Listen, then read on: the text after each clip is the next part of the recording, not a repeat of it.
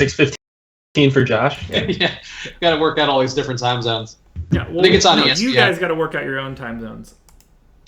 I've got the real one. But I'm the one who's doing the stream every day, so it's like I think the West Coast time should be the definitive time then. That's true. Mm-hmm. We should. I believe we're live. Are we live? Hey, what's up, YouTube? Welcome to the Awesemo.com Live Before Lock show. As always, I'm Chris Spags, and today we are doing a bit of a menage stream where we're bringing both Jake Hari, our baseball/data guy with a very neat room, and Josh Engelman, the star of this channel, who is on tonight because his wife is out of town and he just wanted to hang out with us. Should be bros being bros. That's exactly gentlemen. Why, honestly. Yeah, it's going to be, I think we need to come up with a gimmicky name for this, like the gentleman's room or something when there's three of us. So it feels more special. That sounds like a strip club. Yeah, I think I've been there before. Yeah. You know Bubbles? I'm sure that your girl, Mimi, works there too sometimes. Or maybe she started there before she started turning tricks. Honestly, she probably does. Tonight we're starting early because we're talking NBA up front. We do have a game that's going to be on during the stream, which I will be paying attention to on my iPad as we go. But let's talk basketball up front. We'll come back to MLB. Josh, you are not playing NBA because you are, I believe, what we call in America a communist. But you do have numbers and projections and stuff. So what do you think about the slate? What jumps off in terms of your data? There's definitely games tonight. That much I would agree with. Mm-hmm. Let me look at it. I'm still scrambling. I walked in the door 4 minutes ago, so I'm a skosh behind. And the game is on ESPN, by the way, Jake. We were discussing before the stream. I will keep it quiet so we don't get a copyright thing that pops up. But I'm excited for this basketball game. So, I mean, yeah, there's two games tonight, both in the East Coast, both in the Eastern Conference, rather. We have the Cavs going against the Raptors. We have Philly going against Boston. Yeah, I mean, Josh is getting situated. He has a new desk because he's a fancy boy. I like Ben Simmons tonight. Do you really? Yeah. Because of the pivot or because of the price? Both, I guess. I actually agree a little bit with Simmons and Tatum would be the two guys that I like the most from everything that I've looked at today. Okay. I'm with you on Simmons. I think Simmons is a pretty good value. Tatum is also a good value, assuming Jaylen Brown is going to be out. So on the off chance that Tatum's not, or that Brown is somehow ruled in, I don't like Tatum as much, obviously. Right. Yeah, I think that's totally fair. Yeah, both those plays stick out to me. I think a lot of people are going to be off Simmons. I think the narrative is currently that Boston's completely figured him out and they won't be able to, or that he won't be able to get anything going. I think he's a very competitive player. I think that Brett Brown's a pretty smart coach. They're going to try to find ways to get him successful, whether that means posting up more, maybe running from the elbow, more of that kind of style of play. So I'm actually pretty curious about Ben Simmons. I'm also curious about Mr. Kevin Love, and I wrote about it today. We've talked about it on the stream. He has hurt me personally several times over the last week. Personally? I think I take it as a personal affront. We actually have a guy in our comments, and this may be a little inappropriate to talk about, but there's which, you know, if I'm saying that, it must be pretty bad. But he's like, yeah, Kevin Love, I think it's because he's like on antidepressants that he's so bad. He doesn't care. Hard to care about chasing down rebounds when you're on benzos. And I was like, I don't know. I buy that. That's not how they work. I mean, they might affect rebounding. I don't personally know. I mean, I guess. I would doubt it considerably, but I don't think that they're made to like make you not like anything in your life. No, that part's true. I don't know. I ended up being a little more in on Kevin Love than I thought I would be after he burned me so bad. Not as in on Ibaka. That one I'm going to let kind of stand where it is. But I am intrigued by Kevin Love tonight. His numbers in the fourth quarter in particular really stood out to me, really made him look like a guy who is ready to play tonight. I love Jonas again. I think Jonas, his price is up there. I'm sure that makes you like him less, Josh. Yeah. But he was fantastic last game and put up 20 points and 20 boards and could have made at least 3 more layups that would have gotten him more points. So also could have got their team a game 1 victory, but, you know.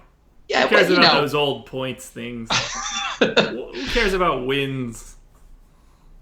I think that I'm still in on Jonas. I worry a little bit about, though, the only way that the Cavaliers really can defend Jonas is to get him into foul trouble. And I think LeBron knows that. I think LeBron's going to go at him hard. So I worry a little bit about him. I have a couple of Pirtle lineups where I went, just in case Jonas fouls out. I think that, or not fouls out, but just gets into trouble and he can't play. That's my thought. I think overall on the slate, I'm trying to think what other key items are important. Cheap plays. I don't know if I have Shabazz Muhammad tonight. Shane Larkin. He actually does look kind of good to me. My one from last night was pretty good. Dante Exum actually had a good night.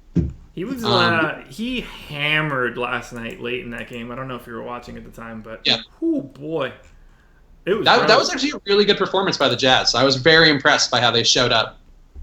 Yeah, I'm happy about it. It's a series now.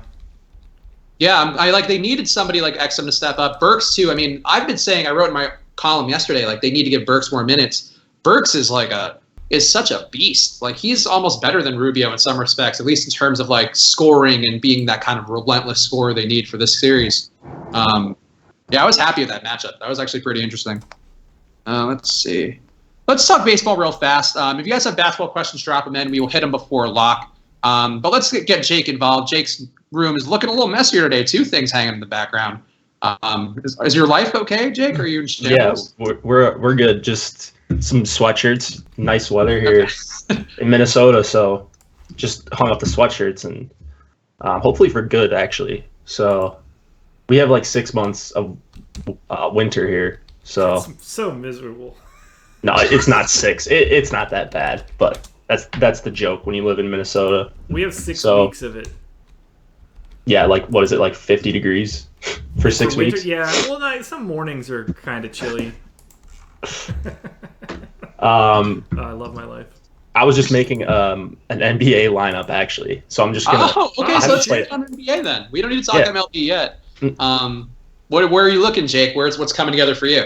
So I put in the slam dunks, of course, that we tweeted out from the Osmo.com. Morris and Baines on DK. Yeah, and now I'm just working back from there, seeing.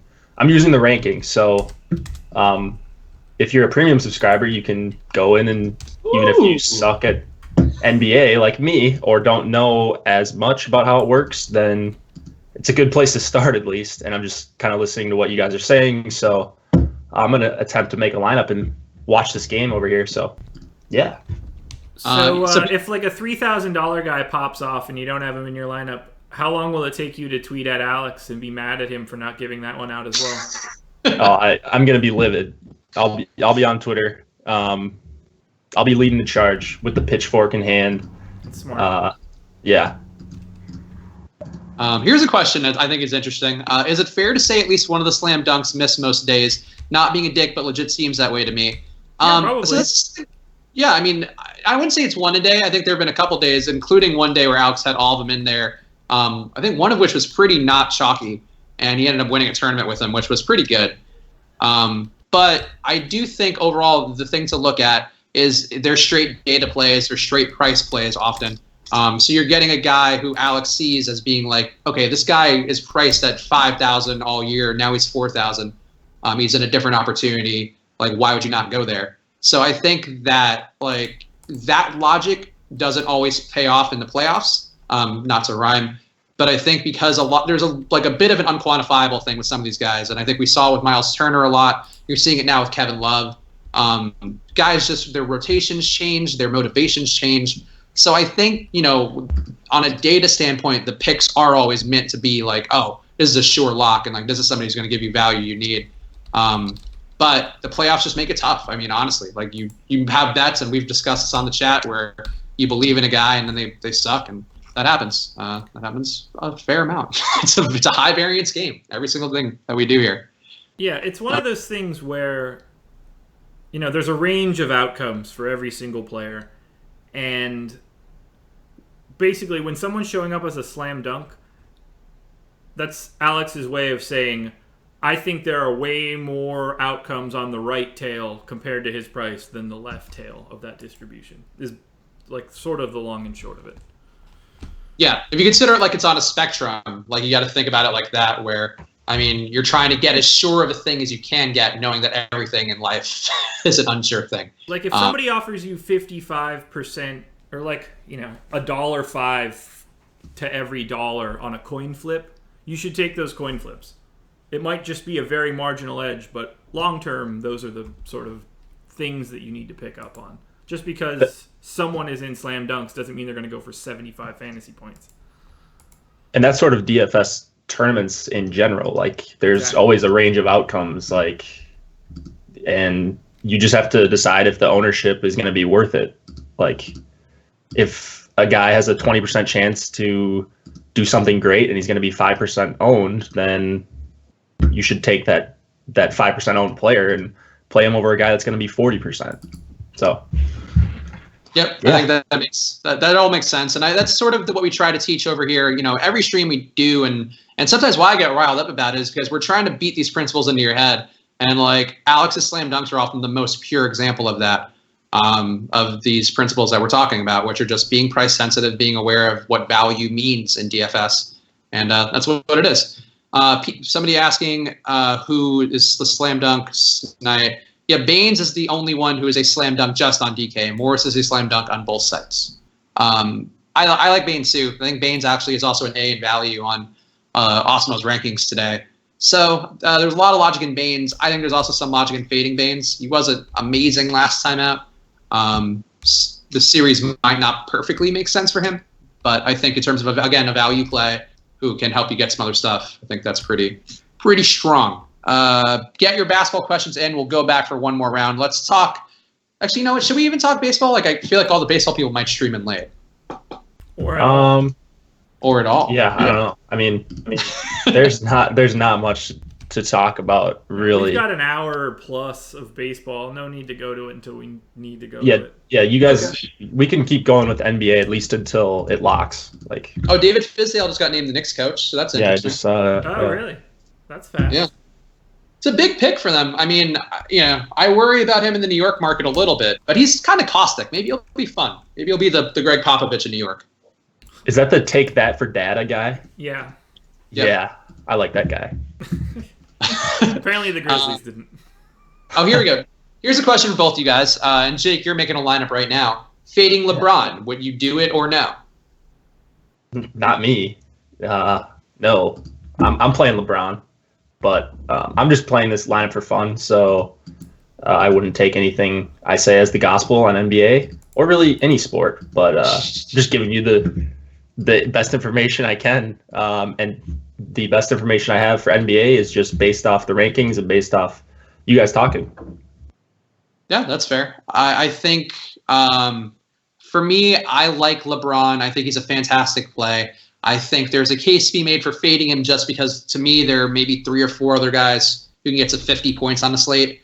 And I think it might be a thing like the other night where LeBron had 69 points. He wasn't in the winning lineup. So I think that there's a lot of logic in playing LeBron. He's very safe, but, could be a couple guys who are more valuable. Yeah, I think I'd have him in like 40% of my lines if I were playing like normal. Yeah. Is that going to be under the field? 40%? Probably. Yeah. I think it might be close to the field, actually. I think based on our projections, that's going to be pretty close. We actually have Ben Simmons being owned a lot more than I think he actually will be. I think because they're looking at it more of a data, like a numbers salary play. But I think people are going to remember Ben Simmons' poor performance, and that's actually kind of why I like him a little more tonight. He was really bad in that game 1, and I think people are just going to remember that more than anything. True. I'm looking to see what we have. Would you play Simmons or Embiid if you could only have one, Simmons or Embiid? Definitely Embiid. Embiid's just safer, and like the Celtics don't have a matchup for him. Obviously, anything can always go south. That's what we talk about a lot here, but I think Embiid's just more likely to get the kind of numbers he needs. We have LeBron at 58% on FanDuel, so I think I would be under that by like a significant amount. I think we have him a little lower on DK. I have that open. Yeah, we have him at 43% on DK, which I think is probably about right.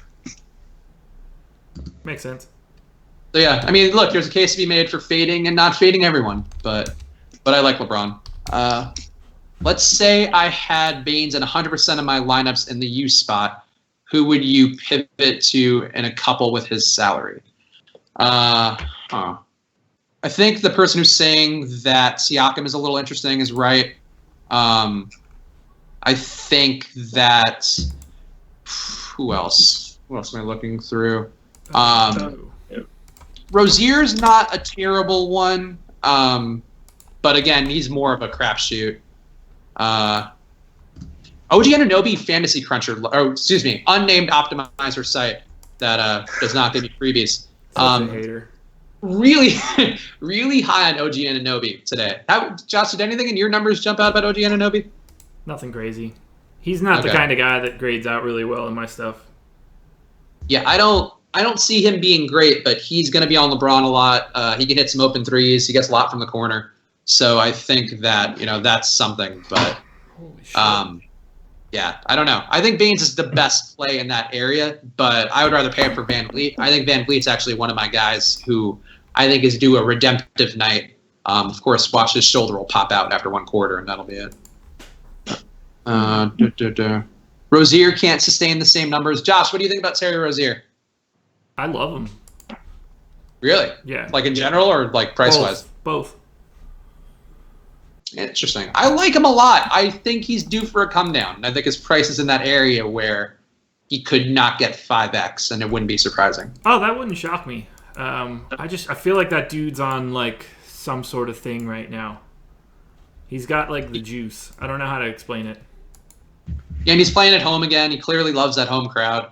I think there's a lot of logic to go his way. But I think there's also some logic, again, in fading him. There are a couple of more expensive guys. You got DeRozan in the same price range. You have Lowry in a similar price range. I actually have a couple lineups where I went Lowry to try to get off of Rozier, just so I know there's a guy who's going to get me 40 points, whereas Rozier could very much not. Who knows? Lowry. Lowry's an interesting play. He didn't play as well as I would have hoped that other night, but he was good. He was close. Do we think Fultz will get minutes? I do not think so. No, I don't think that's it. Not good minutes. Yeah, no, I don't think he's worthwhile. Larkin's only 2,500 on FanDuel. That's an interesting one. I think he can get you to 15 points, which would then be a little above 5x. So if that helps you fit some people, sure, go for it. Don't go crazy. Anything else good? Yeah, we'll talk baseball. We'll talk just pretty much baseball and Jake's room after we lock for basketball. Really, Jake, do you think this Twins White Sox game is going to happen now? It looks it looks like it could. Right. That I honestly don't have like an answer. Like, so there's 8 pitchers to choose from. If you really like one of the guys, I wouldn't go super heavy on a Lopez or Odorizzi, but if you really, really like one of them, or it makes your lineup work or whatever, I think the game probably plays. It looks way different than it did this morning, that's for sure. Yeah, I think it probably plays okay, at least for most of it. But if they just wait, and I don't know how long they're going to wait, if they wait, then they should be clear to play if there's a delay or whatever. If they started on time, then you may look at a delay in between and your pitchers get screwed. So I'm hoping they started late and the game's on the slate, because I don't really have a ton of interest in either side of it, pitching or hitting. Same. I don't know. I don't like it being up in the air. It's frustrating. I actually like stacking against Odorizzi. I think Jake, on Baseball Savant, again, Jake's personal website that he made at MLB.com. He's getting. Do people know that that's not my site? I hope so, but I would assume they'll figure that out. But if not, it's just funny to keep saying it. Odorizzi's gives up a lot of big shots. Yeah, he's got home run issues for sure. 7 already this year. I think in 5 or 6 starts. I don't remember if this is a 6th start or what, but he's always had home run problems, and that's no different this year. He's just giving up a lot more hard contact to lefties. So No Moncada is disappointing, but Yolmer Sanchez leading off for 3,100 is definitely a guy that I would look at. I didn't like end up on him. Yeah. I like Castillo batting cleanup. Palka. Abreu hits righties really well, and Delmonico 6th. So if you're full stacking it, I wouldn't want to leave out Matt Davidson intentionally, just because I like the idea of him hitting with guys on base. But yeah, I mean, you can make a case for the White Sox stack for sure. They're not one of my top 2, but they're probably 3rd or 4th. Quick questions, so we got 1 minute before lock. Any love for Pirtle? No, fuck it, too late. But any love for Pirtle? I think he's a good pivot for Jonas if you think Jonas is going to get into foul trouble, like I think he might. Hiller, Van Vliet, 3,800 on FanDuel. I would go Van Vliet. I think George Hill is not going to be his series unless they kind of pivot things around. But sorry, we tried. Jake was talking. I'm not going to give up manners to answer your questions before lock. Y'all want to cheer for that Toronto-Cleveland game? Whoa. Oh, that's weird. So Toronto and the Indians are playing in baseball right now as well. I didn't really think about it until right now. It's a straight-up war between Toronto and Cleveland right now. Finally. We want to go ahead and cheer for that game to end immediately. Why is that? Because I've got a lineup in 4th and 6th right now in the squeeze for the early slate, so I just need this shit to just end. No more players left for you? I've got Lindor in it, but I'd rather it just be over. Yeah. Other people have, another guy or 2 guys, so there'll be some jockeying for position. Right now, Chipotle Addict is in between me and me. Oh, well. Where's Papa Gates? Yeah, I don't know. Also 5th, I guess. Yeah.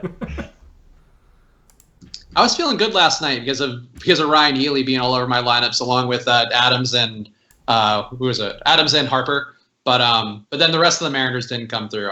That Mariners stack made you feel good. That being on Paxton. Paxton was fucking dope yesterday. I actually turned on MLB TV because he was smoking guys. Yeah, he had like 15 strikeouts, right? Yeah, he was killing it. It was really impressive. I was both impressed by myself and him, but he was also super chalky. He was like 40% on. So baseball. Let's just talk baseball now. We're in the baseball hour. Basketball starting right now on ESPN, and I will be averting my eyes to the left often to keep an eye on it. But Jake, let's talk about your sweet stack end of the day. What stacks are you looking at the most? So Cleveland. Not Cleveland. Don't stack Ron them. looks great tonight in baseball. Well, no, you should stack Cleveland because they did great this morning. Yeah. Okay. So a little bit of revisionist history there. I was on Cleveland this morning. So the Angels, people are going to stack the Red Sox. I'm going a different route. And then I like the A's a lot. And then I guess the White Sox would probably be 3rd. Do you guys have any grip on how chalky Barria is going to be? I would think pretty chalky because he definitely makes a lot of things work pretty easily. I don't know. I don't think we have ownership projections up, do we? I think we're going to see a lot of Barria. Yeah. I mean, so I'm not playing Barria. I certainly get the play -175 favorite at 4K. He doesn't have to do much in this spot to make him worth it. And I don't think, outside of the guy I'm playing, I don't think Wade LeBlanc's has a good chance to score double-digit points. I love that A's stack. And then the other guy that I like is Minor for 5,300.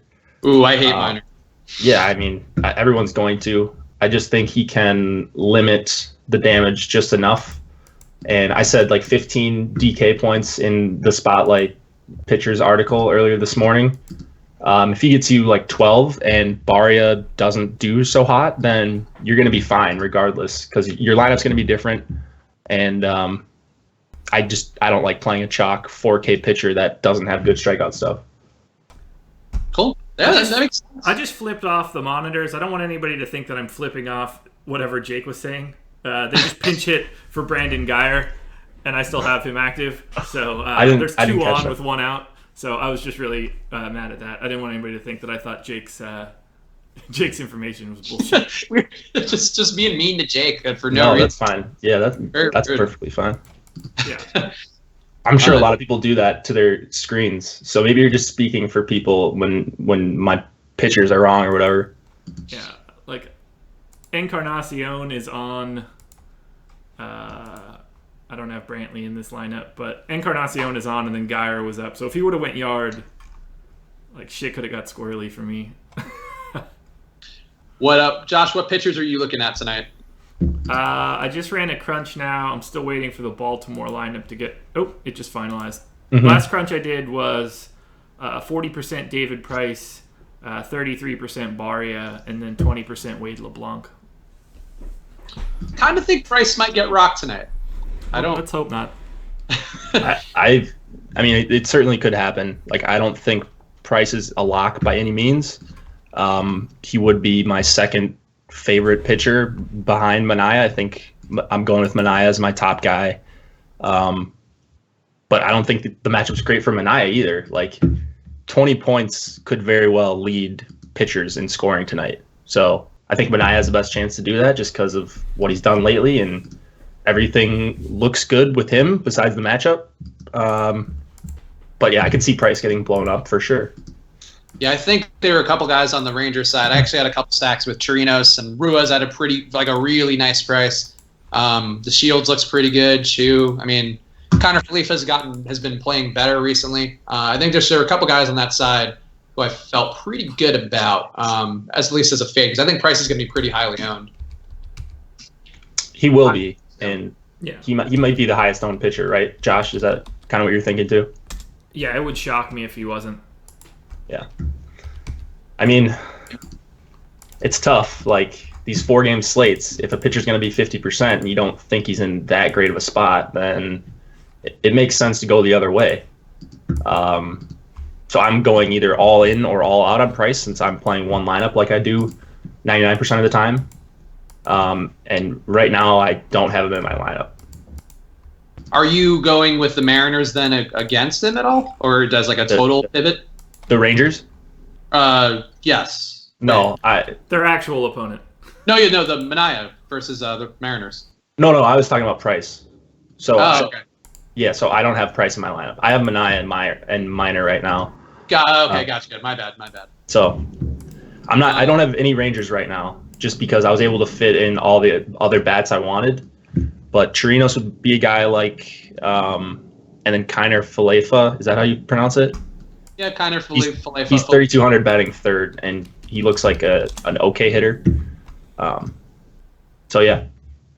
Yeah, if you were going to go against Manaea, there are a couple guys. Obviously, I've been studying the Mariners pretty closely recently. If Ryan Healy somehow hits a home run again, or if he's in the lineup, he has a decent shot at hitting a home run again. Hits pretty well versus lefties. Zunino too looks pretty good to me. Cruz, Haniger also not bad.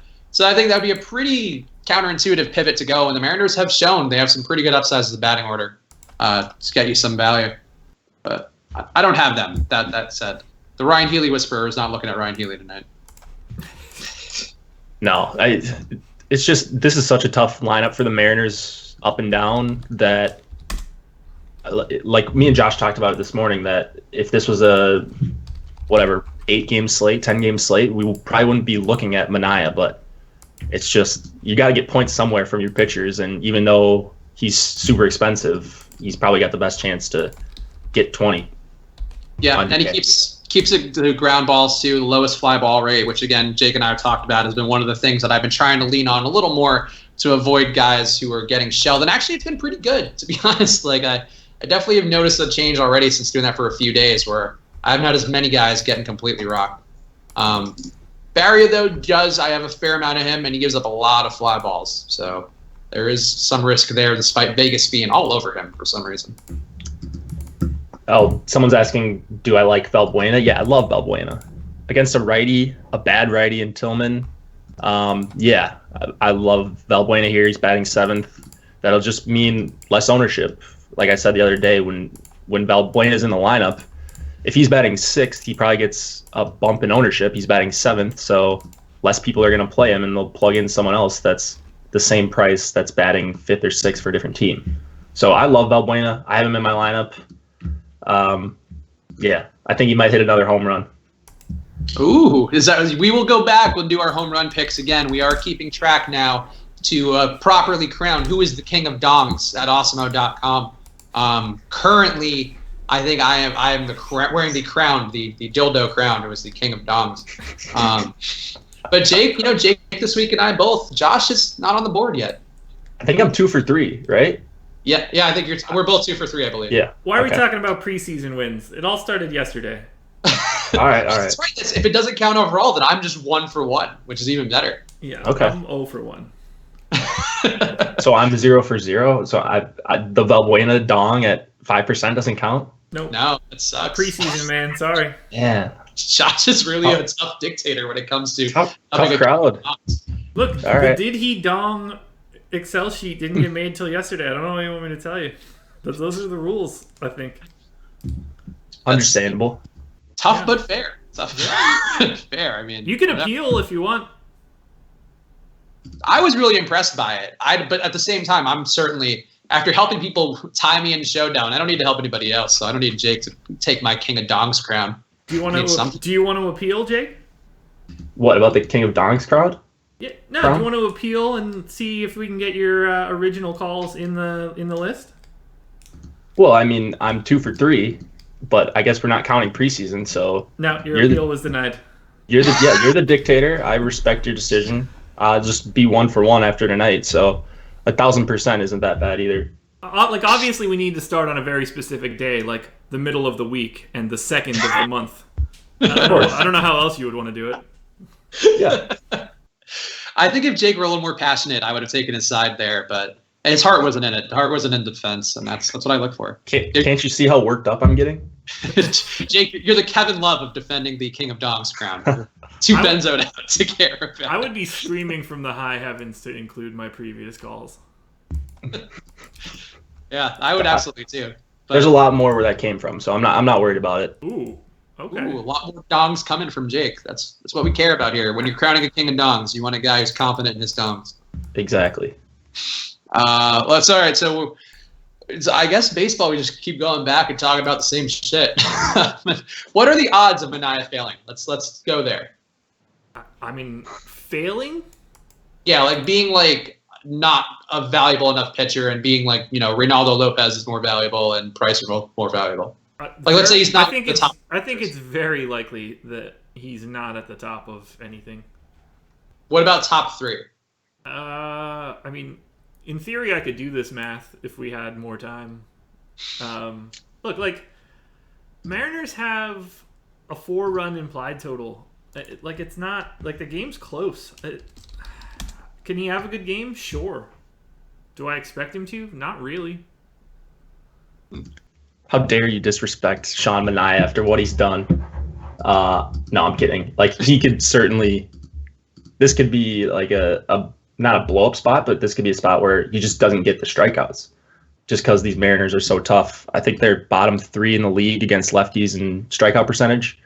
And you just go down the list, like, against lefties, individual players. So is it D. Gordon leading off? Let me pull up the lineup right here. Yep. Yeah, so D. Gordon, Segura, Cano doesn't strike out against either side. Seager does a little bit. Cruz is a mess against lefties for the pitcher's sake, not for himself. He's obviously a lefty masher. Haniger's crushing lefties. Healy crushes lefties for his career. Zunino crushes lefties for his career. But there's some strikeouts sort of at the bottom of the order. But, like, it's not a great spot for Manaea. It's just he's the most talented pitcher on this slate, and he's done it in really tough matchups 2 starts in a row. Yeah, I think to me the thing was there was nobody who jumped off from either a K per 9 or Vegas perspective as a pitcher. I mean, unless we're going to say Price, but I think Manaea to me seems like the safest play, like one of those, like our boy DeMar DeRozan is about to tip off, like a guy who's just going to kind of get you enough where it's not going to ruin the game for you. And I think that's where I landed with Manaea, where I'm willing to pay for a premium with that because, like, I'm not going Minor. I see that Minor throws some strikes. There's maybe a chance that he beats up on the Red Sox, but I think the Red Sox are much more likely to take him out pretty fast. I mean, I agree. I think it's a lot better chance that Minor. It's about the same chance that Minor gets blown up as he does score 12 DK points. So I just think the Red Sox are going to be super highly owned, and I like the Angels and A's better than the Red Sox. So, I mean, I'm just hoping he gets it somewhat done and goes 5 or 6 innings and doesn't get shelled. Yeah, no, I think that makes sense. And again, your logic behind playing him and then trying to pivot off, like that's the kind of stuff we try to talk about. That's like a level beyond of lineup construction where that is how you can win a tournament. It is also you could end up like just avoiding the chalk for no reason and then getting rocked. But but it is a way you win a tournament. Yeah, you're playing to win. So, Minor could, if he gets me a -5 in 2 innings, then my night's over, and that's fine. Like, whatever. Who's the most interesting catcher on DK for Beto? We'll ask a couple of positions, but let's start with catcher. Catcher Favorite DK.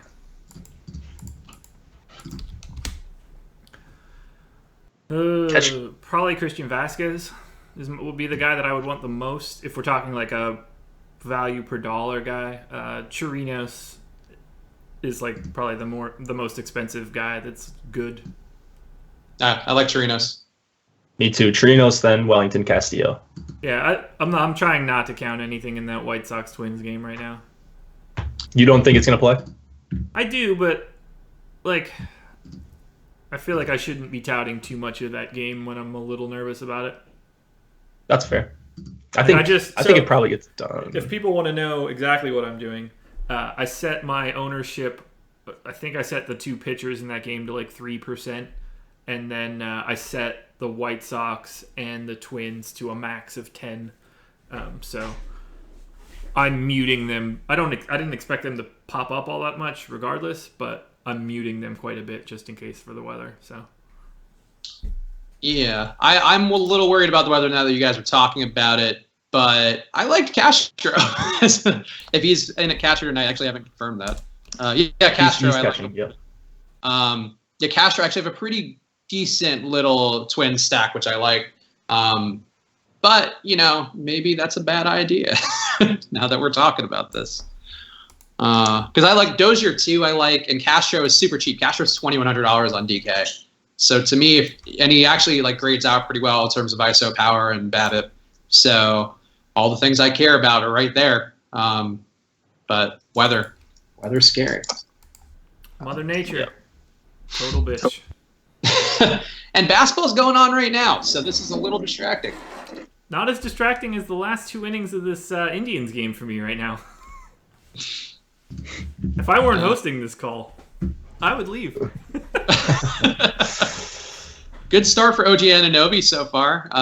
He's got a 3-pointer, I think. Yeah. No, stealing an assist. Wow, OG working hard. You said it's on ESPN, right? Yep. Yeah. Kevin Love doing jack shit currently, which is great. What else is new? It's hard. You really want to believe in these guys sometimes to turn it around, especially when you watch a game and Kevin Love just fucking runs around looking sad for so many portions of the game. But boy, just fucking bums me out, man. And they don't even look for him. He's wide open from 3. George Hill saw him and just kept dribbling. It's a downer. It's a downer. Oh, here we go. Kevin Love in the post. What's the outcome? Wait, guess, guys. What happened? He fell over. He hit a layup. He made a layup. Oh. So there's hope. There's hope for all of us if Kevin Love can make a layup. Well, apparently he's better than Jonas Valanciunas. Jonas is also a stellar player. Doing some things right now. Oh, I saw him make the layup. So, spoiler alert, I guess. Thanks. So I might be ahead of you timing-wise. Yeah. Are you watching it on proper television? No, I got it on my iPad. Oh, okay. Well, then we're both streaming it, so I don't know what to tell you. Thanks, ESPN. Must be special for people on the West Coast. They must care about us and not be West Coast biased like some people on the stream. Honestly, I wish I lived on the West Coast. It's super cheap to live here. I mean, honestly, the West Coast, for sports watching, I am so much better at watching sports now because I'm not falling asleep. And I feel like on the East Coast, there's some games when it goes to 10:30, 11, and you just had a long day and you maybe smoked a little weed. Boy, it's hard to stay awake for those games. Yeah, you're not kidding, man. Jake knows. That's Stoner Jake. That guy. No. You've definitely just explained most of my everyday. That's what we do when we get on the call before the show. More baseball. Let's talk about outfielders. Jake, which outfielder do you think is your dude? Who's the guy who you went to first when you were building your stacks? Michael Trout, and then Ohtani. So those are my top two. Yeah, like there's a ton of outfield plays. So if you don't want to stack up all the Angels, I mean, Mookie Betts and JD Martinez are certainly really good plays. I won't have them. Nelson Cruz would make for a nice leverage play against Manaea, but I'm also not going there. Let's see. I don't know. Who are some of the guys you like that are cheaper? Are we talking DK? Yeah, or FanDuel. Okay, I got them both up here. Yeah, so Trout, Betts, and Martinez, couldn't agree with you more there. I like Trey Mancini, Jace Peterson, if you wanted to go for like some sort of Orioles group of people. I like Delino DeShields. I'm just sort of a weird dude for guys that hit leadoff. I think Kepler's got a really nice price tonight on DK for someone that could go yard. I'd say Jace Peterson, if you're paying down for someone on DK in the outfield, would be like my best value play. Yeah. I mean, I get all those guys. Also, I want to add Chris Davis. I think he's one of the best plays on the slate tonight, 4,900 on DK. I'm very in on the Boston stack, so I like Mookie Betts a fair amount. Obviously Martinez too, but again, those guys are pretty pricey. Going cheaper, my White Sox stack going against Odorizzi and his mediocreness. I'm actually very in on Daniel Palka tonight. I think he's going to have some good power, or at least a shot. I like the run total. Again, I like that White Sox stack in general. I think that's one that's going to be a little lower owned, especially now that we're talking so many weather concerns and all that. So assuming they play, I'm very into Daniel Palka. Daniel Powder? Palka. Oh, I thought you meant that guy that's saying bad day. I think he's also great. He probably could sock some dingers. Yeah, I don't know. He had a bad day. That could affect him at the plate, much like Kevin Love. I'm bringing nothing to this stream tonight. Absolutely zero. I think it's helpful. Listen, like Alain Gonzalez, is smoking a joint and listening to us, and he declares that experience is awesome-o, which is both on brand and positive. So I think people come here for the personality. They come for our banter and occasionally people being called the C-bomb when they get out of line. Did you see how many times the comment on the YouTube channel for the video with Alex got liked when the guy mentioned? Hold on, let me get the exact quote. Oh yeah, this was gold. My man's awesome-o. How baked are you? I didn't think he was baked at all. It would be my guess if that was like the first time I watched a video. Oh, I guess because of his tone. Like, he does kind of have a bit of that, like kind of tone. I could see it. Yeah. No, that's just who he is. I think just from talking to him. That's funny. I never even thought of that actually. But that's funny. That is funny. Make sure you check out that video if you haven't yet. There's a premium. It would be premium, but we're previewing it for free this week. Q&A. Where I asked Alex Osimo, our founder of the site, a bunch of questions that people had on Twitter, and also just general questions I think that were helpful, that actually seemed like they're helping people. Like I feel like we're changing lives like Oprah every day, where people are winning money and stuff, and then they're like, wow, I never thought of it like that way. And it's like, yeah, man, check under your seat. You win a car. That's how I feel, at least. Howdy, y'all. How would you rank Mookie, Trout, Upton, JD, and Davis? I like that question. So, what is it? Okay. I see the question right now. I should get a t-shirt made that just says, which site? Okay. For me, for DK, it is Trout, Davis. I'm assuming you mean Chris Davis from the A's. So, it'd be Trout, Davis, Upton, then JD, Mookie. I think, wait. Which Davis do you think it is? Chris Davis with a K. I agree with you. Christ. I think I would go Trout, Mookie. Actually, no, Trout. Trout, Mookie, JD. Upton Davis for me. I don't know if that was what you said because I was just looking at it for too long. I'll go Mookie. Chris Davis is last by like a mile. Oh, come on. So I'm with Mookie, you on that. Trout, Upton, JD, and then like 20 other guys, and then Chris Davis. Wow. All right, Chris Davis, my home run call. Oh! Ooh, going contrarian for the home run calls. He'll dong off. That's not contrarian. It's Wade LeBlanc. Come on. Well, no, you're going contrarian because Josh just said I don't like the guy. So you're going contrarian. Like if it's a 3-man GPP to be the king of dongs and you're going against Josh, you're being contrarian. Oh, for sure. I mean, I think he has a great chance of donging. He's in my lineup right now. Like, I think everyone in my lineup can dong. So let's be clear here. You do not get to take credit for the other Chris Davis if he goes yard. No. I would I'm never going to play one of these guys. I'm going to play one of the Ramirez people. There's like 15 of them in baseball. No, I would never tout Chris Davis, at least not how he looks right now. Is he even in the lineup? He's not even playing right now, is he? No, he is. They bumped him up in the order, actually, too. He's hitting 5th, I think. And they've dropped Pedro Alvarez down. Oh, all right. Maybe he is hitting better than I have not paid attention to him at all. Sorry, didn't I tout Pedro too that one night? Because we were talking about he went to my high school and I said he's going to hit a home run and he hit 2 home runs. I mean, we're not counting that. That doesn't help, but I forgot. Oh, no, we can count that. So we can count that one, but not Jake's. I appreciate that, Josh.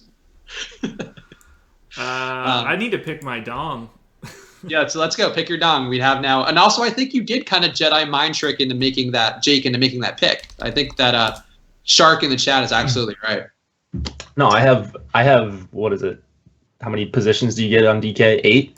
I have 8 position players that I think are going to dong tonight. So Davis is one of them. I've got Ohtani. Oh, yeah. Come on. Ohtani off Chris Tillman? That's easy. Okay. No, I like it. No, I like it. That's coming from the guy that was like, it's Wade LeBlanc. Well, yeah. Aren't you playing Wade LeBlanc, though? I don't know. Let's find out. Don't you have some? Wiener Boys. I have, Wiener Boys search. I have 17% Wade LeBlanc. Okay. I think for me, I will go. Can I make a weather contingent one where if the game plays, I'll pick one guy? Sure. Okay. Fine If the game plays, I'm going Daniel Palka. If they don't play for some reason, then I will go with Chirinos. Jesus. I like it. Yeah, I like both those guys a fair amount, but Palka, I don't know. I just have a feeling it's his day. Yes, his first name is my middle name, so that must be something. Serge There's a Ibaka question. having a real good game right now, by the way. This is kind of upsetting. I think I have him. Do you really? He was Yeah, at I a think- great price, but it's just he's been so bad, and I couldn't justify him in my head like I did Kevin Love. All right, the Did He Dong sheet has been updated. No Chick-fil-A today, slow betting week. We moved on to the King of Dongs thing. Yeah. They'll come up. We'll have Chick-fil-A bets, but right now we just want to get our dongs in order. Yeah, I'll probably get Chick-fil-A tomorrow night before the stream. So That's a good Friday night thing. I'm gonna eat like a college student for the next 4 days. Real just garbage food that I don't have to really prepare. Ooh, I like this. Kevin Love's posting up DeRozan like a man. Somebody's off. Ooh, hitting the nice layup. All right, Kevin Love, we're back. We are back. Josh, do you want to answer this question? When you max enter GPPs, do you focus on a core group or like 40 players? Who asked that question? Jizz Dragon. I knew it. I just wanted you to say it. No, I don't focus on any sort of core group. I let the chips fall where they may, and then I'll adjust after that if anything looks a little bit weird. But I don't approach it like I need to get anybody specific. I'll let the math take over. Okay. When I max enter, I usually do it around a core of players, or like 3 or 4 stacks that I'm really high on, and I'll just mix and match for 20 lineups or whatever. I've never really done 150, so. Just we different should way. host the Did He Dong sheet on the website somewhere so that people can track it. Yeah, we that should. sounds fun. That'll be embarrassing when like it's turned out that I just got lucky the first 2 days and I go 1 for 500. I'll But set something up so people can track it. Yeah, it's a fun feature. Like it really, when it goes off, like I DM Josh on Slack the second that it went through. The same thing with Jake whenever I've been right. It's really exciting. Like you really feel like you're a wizard. Like the best way possible. Not in the like, oh I have gray pubes that are very long and uncomfortable. Like I feel like that's also an unfortunate side of being a wizard. But just thinking out loud, guys. Who's your favorite pitcher on FanDuel, Josh and or Jake? But Josh first. Whoa, Matt Ryan got 30 million? 100 million overall, guaranteed. First ever $30 million annually. Sorry, I just saw ESPN. Whew. Favorite pitcher, Josh, FanDuel. I mean, it's got to be David Price for me. I'd be lying to you if I said something different. I have 41% David Price. So it's either Price or if you need the salary, Barria. Those are my two main guys. They make up 71% of my ownership.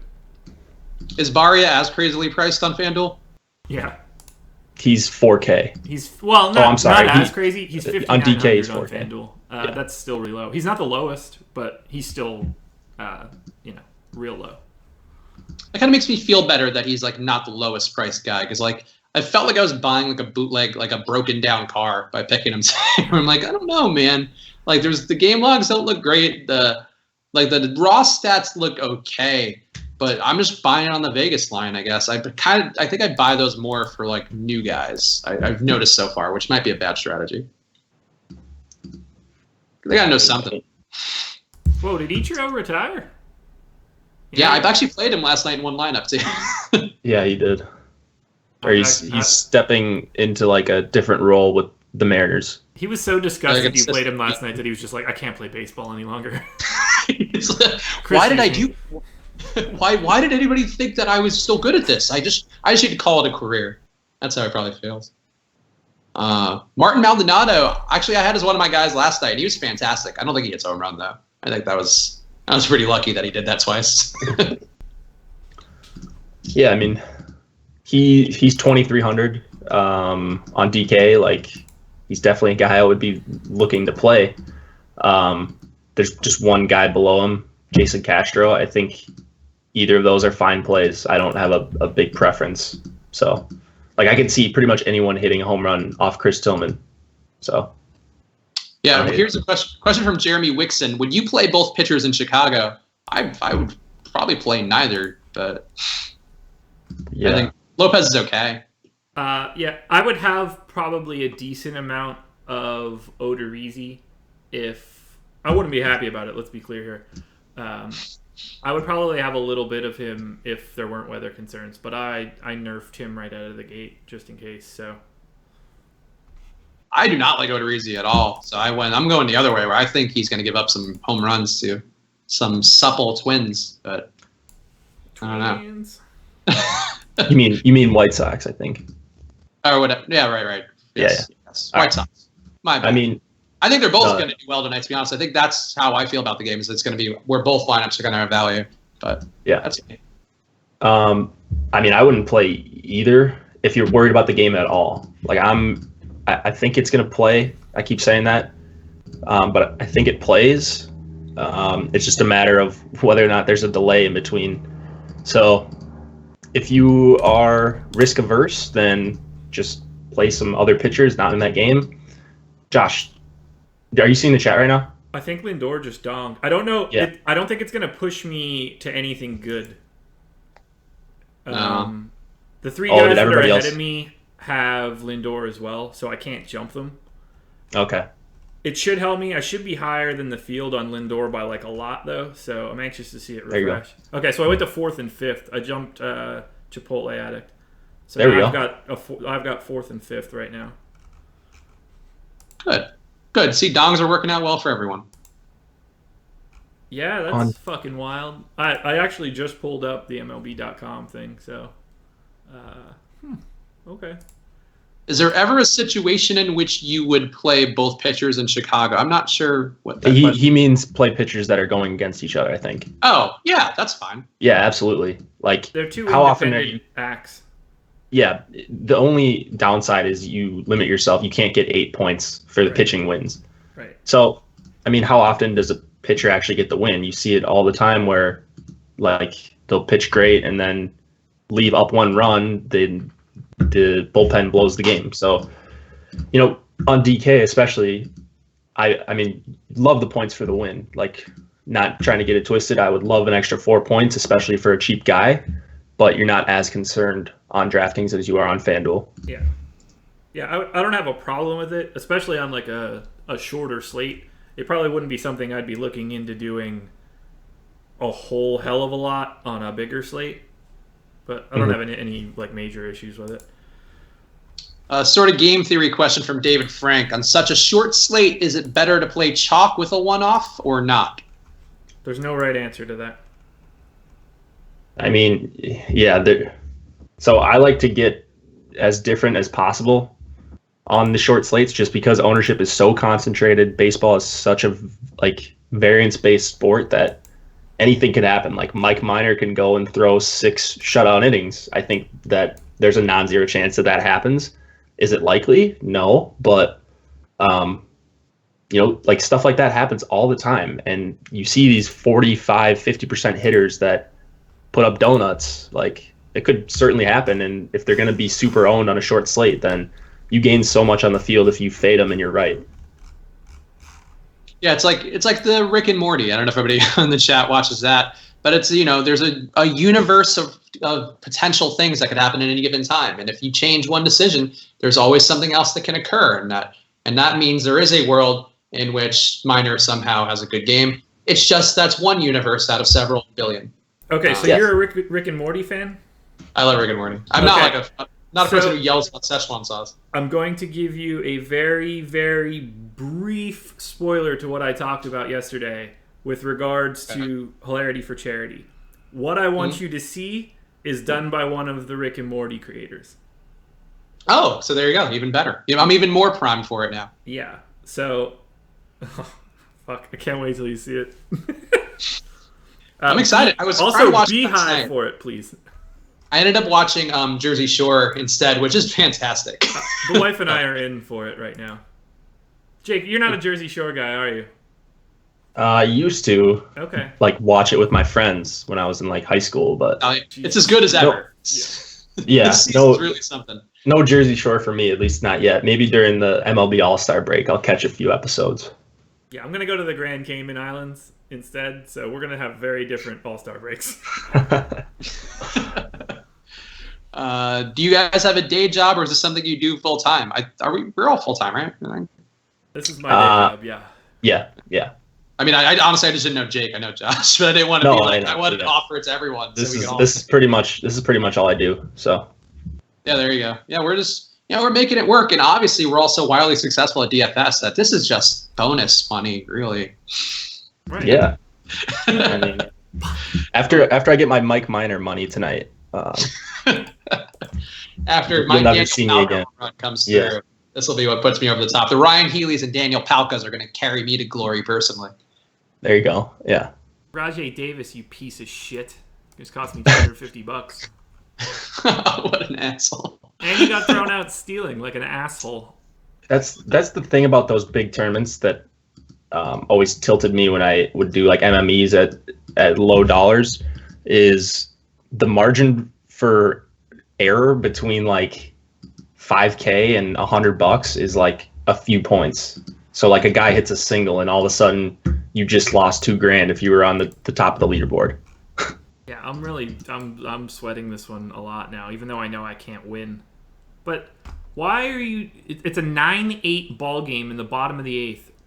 Rajay Davis on first with 1 out and Jose Ramirez at the dish, and you're getting caught stealing like an asshole.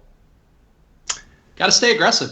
Can't let your foot off the pedal. Dude, Ramirez walked. It would be first and second with 1 out right now. Dang. Yeah, that's honestly thrown out there. That's silly. This is part of why, like what you're saying though, what Jake was just mentioning. That's kind of why I like the showdown slates. Not to be the showdown kid/king again and tout them too much. But I think that's fun because you end up like landing on these guys who you're rooting for, which you didn't even know that you were going to end up rooting for. Where it's like for the one that I finished in first, like, oh, I'm so in on Jason Tatum, and like he's my dude because like I was one of few people who had him on top, and that's sort of, or not one of few, but you know what I mean. And yesterday, it's like you end up rooting for Dante Exum. It's like it's a roller coaster of a time because you really get stakes of guys that you had no preference about before. Jake, if you get double play, Jesus. If this guy makes some minor money tonight, you're going to a Vikings game with him apparently. Oh, I appreciate that, David. You get no say in the matter. You just have to go. Yeah, I'd love to go. That stadium is dope. US Bank, man, that is a really nice stadium. So I think Brantley might have went yard. Ooh. You know, he got 10 points in the first quarter. Kevin Love. Didn't play runs on the first pitch. Man on first, it's either a double or a dong. I don't really want. Like Castillo just got scratched. Is that a thing? Yeah. No, not Wellington. I'm checking on that right now. Oh, man. I don't want to know what happens when Brantley does this, but it can't be good for me. Where are we seeing Wellington Castillo scratched? Somebody put it in the chat. I know. Yeah, give us your source. He's out. Confirmed. Okay. Damn. I just didn't see it on Twitter. It pops up right away. Well, take out your Wellington Castillos. Keep in your right. I'll take him out once I know who's in for him. Damn it, Wellington. I won't ever eat his beef again, I'll tell you that much. I'm not a big beef Wellington guy. Neither am I. Is it going to be Navarro's? It's probably going to be Navarro's, right? Sounds like a question I don't think know the answer to. Stupid Wellington. Dude, okay, so they're asking for a weather update. So I'm looking right now at AccuWeather, the future forecast for Guaranteed Rate Field, formerly Comiskey Park. And if you go on that and look, you can see it like opens up around Chicago, and it looks like it's going to open up like near when the game starts, maybe a little bit after. So if it delays for like a half hour or maybe an hour, it should be okay to play. So I think it looks okay, even for pitching right now. There you go. Maybe Wellington Castillo's bones hurt, and that's why he couldn't play today. He's not a cow. Oh, wait, no, that's not it. Cows lay down. Never mind. Wrong thing that happens because of weather. It was still good. I still enjoyed it. You knew what I meant. No, I knew. I knew what you're going for. I was on board. It was a fun ride. Whatever. Let's see. Anything else good? I don't even know. Anybody have any NHL questions? No, nobody cares, Jake. Sorry. Come on. Fucking A, this is going to go to extras. Anderson or Simmons at shortstop for a FanDuel GPP? Anderson or Simmons? Anderson Simmons. Yeah, I like him. I like all the Angels. They are my favorite stack. So, yeah, Anderson Simmons. That is not the question at all. It's Tim Anderson or Simmons. What do you mean? Andrelton Simmons or Tim Anderson on FanDuel. Which shortstop do you like more? Yeah, Andrelton Simmons. Oh, okay. Okay. I see what you're doing. So my answer is Tim Anderson if the weather isn't a factor. Wait, do you pronounce Simmons' name Anderson? Like I always thought it was like Andrelton or something. Andrelton. Okay. Oh, did it sound like I said Anderson? Yes. Yeah. Oh, okay. No, Andrelton Simmons is my choice there. Yeah. Okay. Whew. Yeah. Right. Fucking with my mind there. That's why I read the question off like an asshole. Because I just thought we were completely confused. You should correct me. I'm probably wrong a lot more times than I'm right. So, Jake, just give the people NHL real fast here, or whatever your thoughts are about everything in the world NHL today. Well, if you go read my spotlight plays and the stacks of the night, you can see, but I'll just go through quick both games. So we're going to start off with Capitals Penguins. that starts in, 15 minutes. So the pregame skate stuff is on Twitter. Doesn't look like anything's changed from what I have. Like, I really like the top line for Pittsburgh. I like Schultz and Mata on D. Ovechkin, you can play pretty much any slate. Certainly a 2-game slate. I like him, and Smith Pelly is playing on the top line with Ovechkin for $3K on DraftKings, so he's a nice value, but I'm not expecting a ton out of him. And then the other game, Preds Jets. I like Arvidsson and Forsberg for Nashville, and then love that top line for Winnipeg. And then Patrick Laine would be another guy that is a really awesome play. I don't really I'm not in love with any of the defensemen in this game outside of Dustin Byfuglien for 5,600. So that's sort of where I'm at. For goalies, I just correlate with the stack that I'm playing. There's not a really big art to picking goalies. You kind of just got to get lucky, and I don't think there's a ton of skill involved with picking goalies. So I just correlate with my goalies as much as possible. Okay. That all sounds like great NHL advice from everything that I know, Jake. So I'm fully on board with that. You should be. I'm a it was big good fan stuff. of the Mighty Ducks movies. Also, Omar Narvaez filling in for Wellington Castillo looks like a perfectly okay but not great play. 316 BABIP versus righties. Not great ISO power, but he is okay in a stack. He's an okay in a stack with Daniel Palka, who just got moved up the order. Everything's coming up, Palka. Did you like the beef between the Kings and the Knights on Twitter? What's that? Oh, Did the you beef like between the ruin between the Kings and the Knights on Twitter? Hockey Twitter? No, I don't really. Yeah, I don't really pay attention to the team Twitter accounts. I know Vegas is trying to be like different or whatever, and that's admirable. Their account is funny sometimes, pretty cheesy, but at least they're doing something different. So, like, I didn't see the beef or what that was all about. I know Vegas. But who did Vegas play them in the first round? They swept them. Yeah, so yeah, that was probably what the beef was about. But no, I didn't pay attention to it. Ew. Is that your dong vibrating? One of them. Sorry, I'm putting Omar Narvaez into my Wellington Castillo lineups because even though he's definitely not as great of a play as Castillo, I am far too lazy to change these stacks at this point in the slate. Don't pick Pekka. His GF broke up with him again. Well, that's good insider information. I did not know that. Is that something you can go take to the bank, Jake? No, I don't believe in narratives in hockey. I know in basketball, you guys, like, that's kind of a thing for regular season.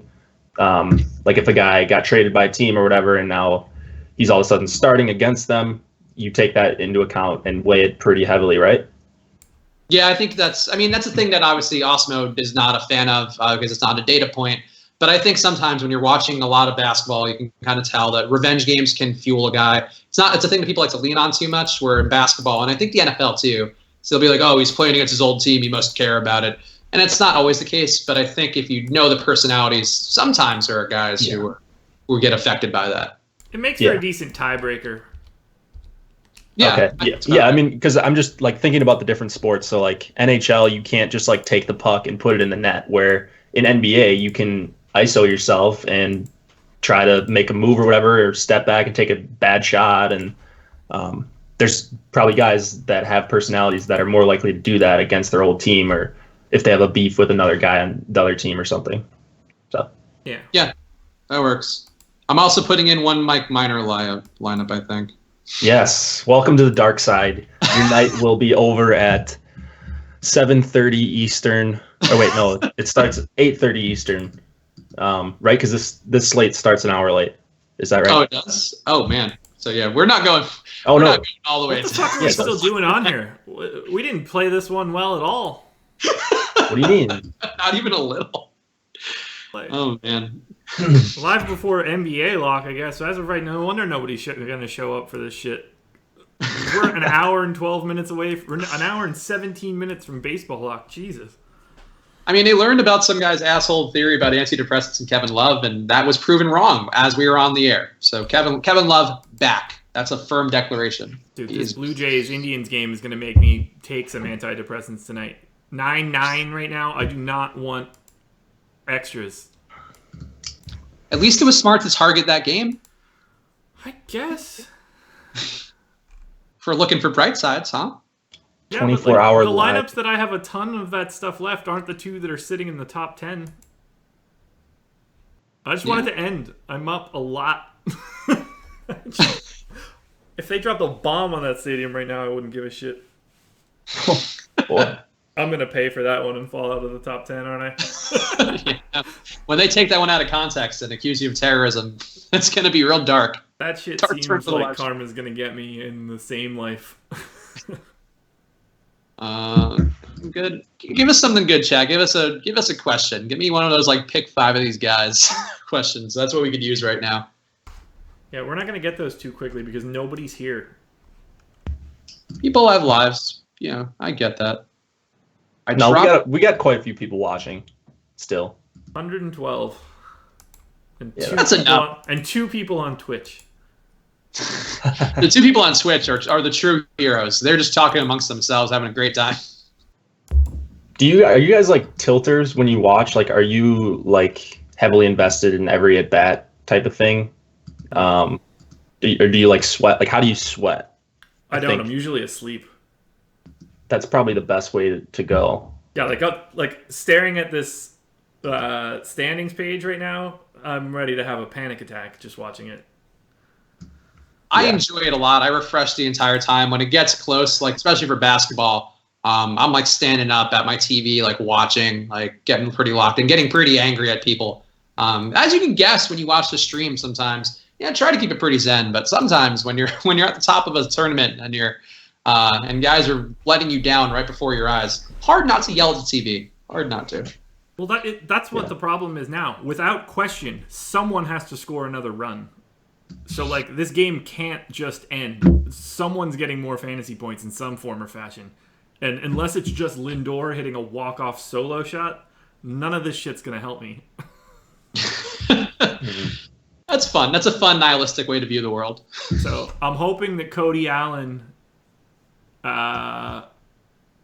can walk in a run here or something so that none of this shit matters. Question for you guys again.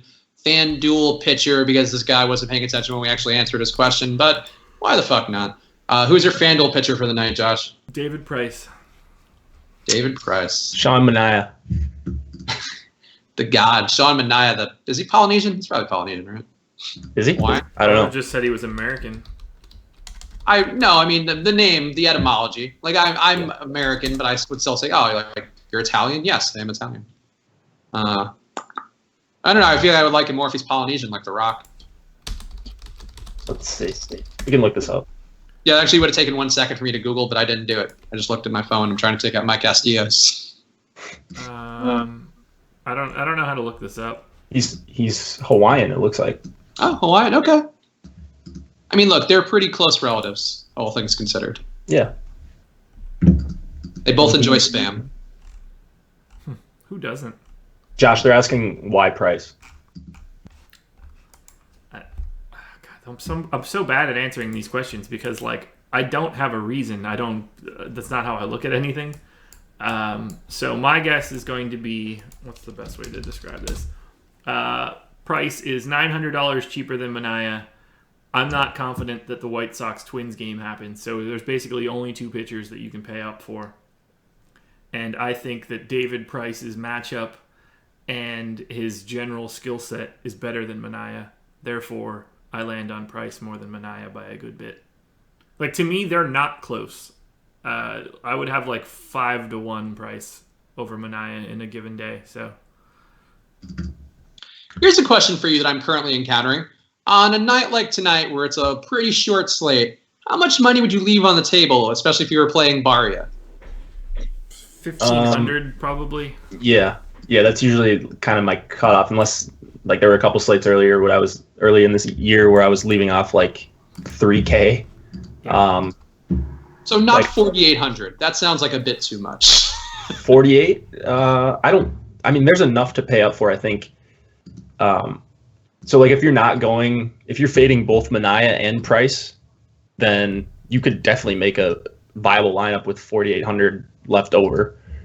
I'm actually not fading Price, but like a White Sox stack with, White Sox stack with the Angels and actually one Twin. That gets me to 4,800, which seems not great, but I like these players, so I think I'm going to stick with it. As long as you have Chris Davis in there for his 3 home runs, then it should be good. No, but I do have Josh's guy Ohtani and Trout, so those are locks, obviously. Of course. Other than the big stats of hard contact, K per 9, or ISO, what good stats do you guys like to look at? I like average exit velocity, just how pitchers or how hard of contact pitchers are giving up on average to different handedness.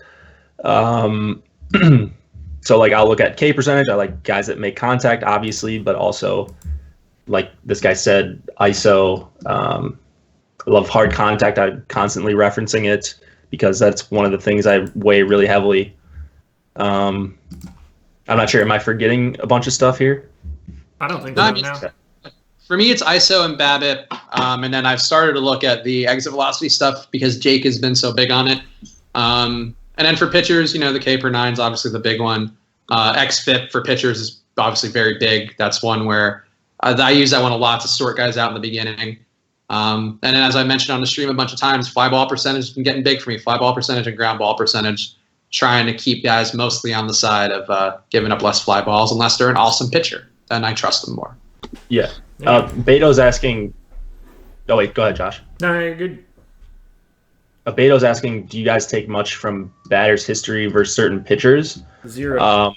Zero. Yeah. Also, does not like that. It's mostly zero for me too.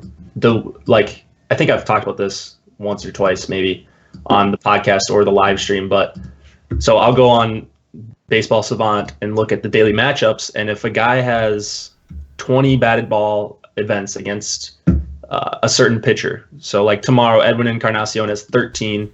If he had an average exit velocity of like 96 against whoever CC Sabathia tomorrow, then that's something I would look at for like a tiebreaker situation, but it's never something that I'm like starting off with, So, I mean, it does matter a little bit to me, but very, very little.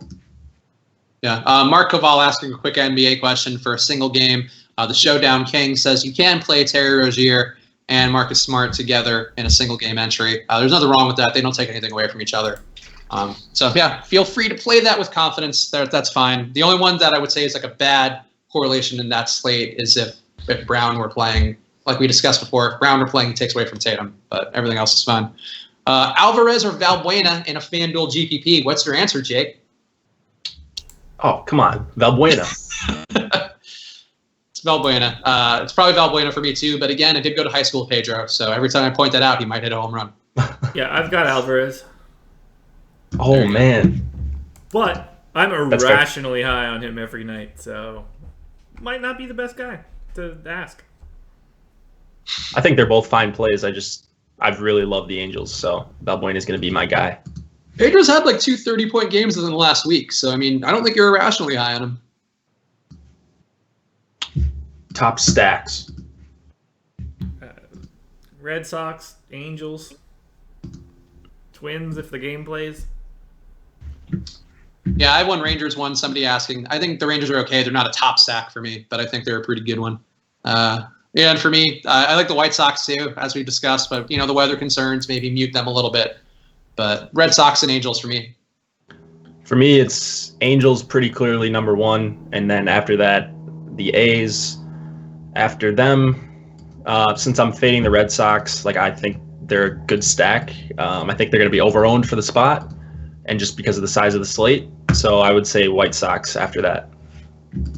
Jake, what's your baseline for fly ball percentage and hard contact percentage? For hard contact, I think it's like 31 or 32% is like average. So when a guy gets around 40, pitcher or hitter, that's something that I'm looking at. But I mean, I'm not like it's not the only thing. You got to look at everything else. If a guy's giving up 35% hard contact, but he gets a ton of ground balls and the average exit velocity is pretty good, then I'm not going to put that much weight into 35% hard contact. But like Chris Tillman's 50% against lefties. That is insane. And the average exit velocity lines up. He's getting smoked by lefties. So it just depends. Like there's no hard line that I'm drawing. And what are you using to pull those stats up, just in case there's anybody who doesn't know where to check? So FanGraphs for hard contact, and then Baseball Savant for average exit velocity. All right. There you go. Jake's personal website, Baseball Savant, on MLB.com. Would you go JD or Mookie Betts on FanDuel? JD. Well, I mean, if you can pay up for, like, if you have the salary, Betts is fine. I wrote up JD as the spotlight hitter today, so. I I like JD regardless. Yeah. I think JD's a better hitter, but Betts, I think Betts might be a little less chalky maybe. So sure, I'll go Betts. Why not? They're both fine now. They both look like great plays. What else? What else do we want to talk about? What would we have done differently if we realized this game started at 8 o'clock? Nothing, right? Yeah, I thought you guys knew that. I mean, I don't pay attention to the times. I just always assume it's 7 o'clock. It's been 7 o'clock for me for basically 6 months because of the NBA. So. Yeah, I feel the same way. I think the timing is fine by me. And it's interesting to be able to watch a basketball game while on the stream. I don't know actually who's doing well. Yeah. Besides Kevin Love, who's looked fantastic. Shivers. Just end this damn game already. Jesus. Yeah, I think at this point we just have to go until the game ends, which is going to suck if it goes 15 innings. But it's bottom 9 right now. Kipnis at the dish, and he's pinch hitting. So I hope he goes yard because nobody's going to have him. That shit won't matter one bit. I hope he blasts one into the seats and gets this fucking game over with. Kyle Lowry's having a big game. 23 points, not even halftime yet. 20 fantasy points. I just saw him bang a 3. We've all been there. Oh, now you hit that one, Van Vliet. Bang a 3. Van Vliet's having a good day. I've been there. Van Vliet's at 11 points right now almost, so not a bad play so far. God damn it, basketball. I can tell you why Van Vliet's so low owned. Because everybody saw him holding his shoulder and they were afraid of it. I saw him saying, hey, I feel good. And also I remember that people are going to be like, oh, we missed those 2 threes. He sucks. The thing to remember sometimes, and I think because we're in this bubble of people who are smart and play DFS, and like we happen to also work for a guy who's super duper smart and knows all the data, people are fucking dumb. And they just remember like, oh, Van Vliet missed that 3. He missed 2 threes. What an asshole. Or they see him grabbing his shoulder and assume that shoulders can't heal or like whatever. So I think that's why he was so low owned. Same thing with Kevin Love, where it's like people just don't want to play him again because like, oh, he can't be good anymore. He's fucking got depression issues. Like he sucks. Like I think that's people just look for reasons to not go back to that guy. So by trying to be agnostic, you might end up finding value more often than not. Fuck you, Jason Kipnis. Someone asked how many Penguins is too many Penguins. I have 4, including the goalie. So you can look at my lineup right now. Or most of my lineup, the parts that are locked. I have Crosby, Hornquist, Mata, and Schultz, and then Pittsburgh's goalie. My username's TommyNation1. So I'm in most of the tournaments tonight on DK from the 180 down. And it's the March of Penguins for you, Jay. Yeah. I like the Penguins tonight. So Mark Caval, Love has been cold for a while now, but that just really, to me, that meant. So I was thinking about it a lot today, and I really looked closely at the stats in the fourth quarter, and I watched that game live, and to me, that was what I was trying to look for. Much like Beto's saying about Fred VanVleet, like he was on the court in the fourth quarter still. They didn't like take him out. They like gave him a chance to play back in, and he did play his way back in, stay on the court for overtime. So I think with the playoffs in particular, you're looking for these positive signs. Like Ibaka, I felt a little less positive about, but he was hustling. He was moving around the floor. And these are things that data won't tell you. It'll just be like, hey, Ibaka's still a good price, and eventually that's going to level out. And same thing with Kevin Love. But so, I mean, there are 2 ways you can land on that point where it's like you watched the film, you kind of caught like an angle that you were into.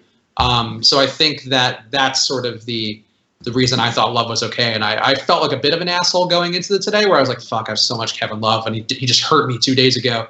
But I've let him back into my heart, and Love wins. Love always wins. Jake, you want to talk more about St. Thomas?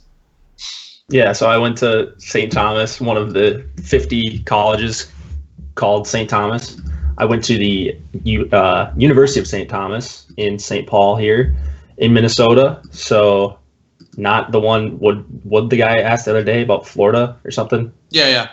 No, probably better weather there, but no, I froze here in Minnesota. Yeah, it was great. Had an awesome time.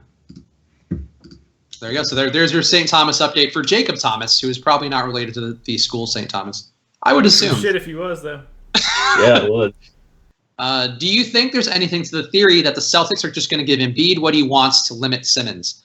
I don't think that I haven't seen that theory anywhere, but I don't think that's actually a play. Like, Simmons just wasn't effective in the way he's usually effective. They were kind of clamping down on lanes. He couldn't really see the area that he needs to get open shots for his other guys. Embiid was just taking more usage because he was fucking killing him.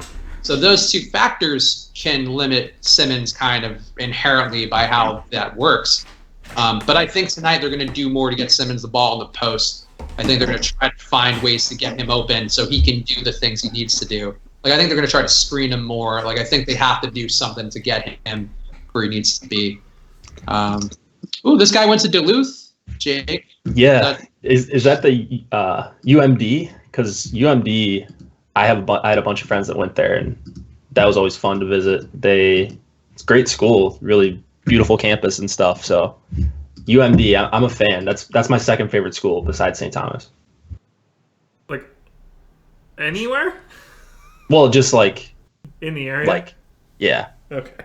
I mean, I don't root for any Division I schools, so UMD is the closest I got. Gotcha. Mark Caval Simmons. That's what I'm saying is the Celtics were game planning for Simmons. They were trying to cut off lanes to other guys. They were screening out or trying to block the routes for other guys. A lot of the Sixers offense is timing based. So it's if a guy's not in the spot, Simmons can't do anything because he can't stretch the floor. So it's all kind of a trickle down effect that ended up with Embiid getting more. I just think they're going to try to do more to get those guys into space and to get Simmons the room he needs to work. Because that's all he needs, just a little space to make some passing lanes or hit his stupid little hook shots. I'm just sharing the MLB.com game day stream for this game right now. Oh, okay. I hope you get real mad if it goes poorly. So Andrew asks, which part of the Angels lineup is your favorite to stack tonight? The top.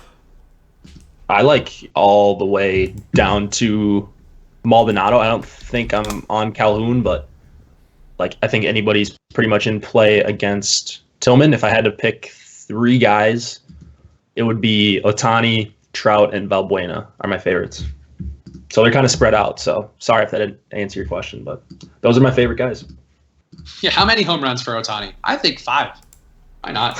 Dude, if Ohtani hits 5 at least. dongs and I called him as my Diddy Dong guy, I quit. That would be tough to top. I think the ankle's been affecting him a little bit, though. That's fine. Tillman will just feed him up some garbage. Yeah, that's fair. Boom. Anything else good?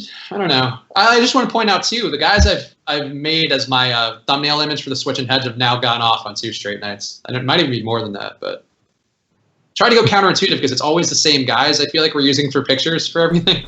So I tried to write about Drew more and write about Love, and Drew was fantastic. Jake grabbed my Mania picture today for the Spotlight pictures. I was really excited to see that go up. Was that you downloaded that? Yeah. So we downloaded the exact same one. I was trying to, and it said I already did it before. I used it for the thumbnail of the YouTube video. Oh, okay. Yeah, I was like, why is it up top? But I just did it. I was like, there's no way we just tried to do the same picture. That's exactly what we did. I wanted to get the one where they were celebrating after the no-no, but it wasn't the right shape. That's what I was looking at too. The one that was really tall, he had shit all over him. Yeah. That one looked way better. I knew that it wouldn't work well for the website. Yeah. Are we done? Yeah, I mean, I think your game's not going to end anytime soon. I want to commit to that. Did Alvarez have already done? No, that hasn't started yet. No, so I'm sorry. My head hurts. Basketball's making me very distracted.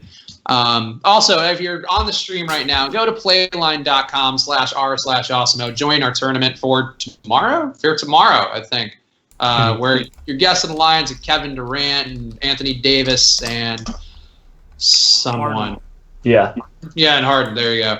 I actually don't have enough money in my account to do the tournament, so I don't. Neither do I. have $3. Yeah, I have $3.50. I don't know that but we'll probably get in there. Either way, you should get in there because there is a lot of overlay. Yeah. If you guess the lines even remotely competently, you'll be pretty fine. So yeah, go check that out. Go play it. We'll be back tomorrow for more live stream stuff. Josh will be here. Josh will be here with an update on how his tournament turned out. So that'll be exciting. Though I imagine you'll probably do that in the morning video. Yeah, they'll probably just tweet it out. So. Yeah, there you go. Whatever. Just keep an eye on the Twitters. Follow at Josh Engelman. Follow at Jake Hari. Follow at Chris Spags. Follow at Osmo_com. Follow not anybody else in the DFS industry because they're all terrible jerks. Yeah, any last words, guys? No. Go no one in that game right now. Just casually get a run scored somehow in a way that no one gives a shit about, and I'll be super happy. Play Mike Minor, but don't play your entire bankroll on Mike Minor. That's what I'm doing. Playing light. I think it's a good idea to play light tonight for MLB and watch these NHL games. They're a lot of fun. I'm going to say watch the basketball games instead, and also play Daniel Palka and just count the winnings. Just be like, hey, I'll remember that Daniel Palka night forever. That's what we're shaping up for tonight, I think. And make sure to subscribe to the channel so you know when we go live and like the videos and stuff. And we will see you again tomorrow. So, Adios, bye, guys. everybody. Oh, shit.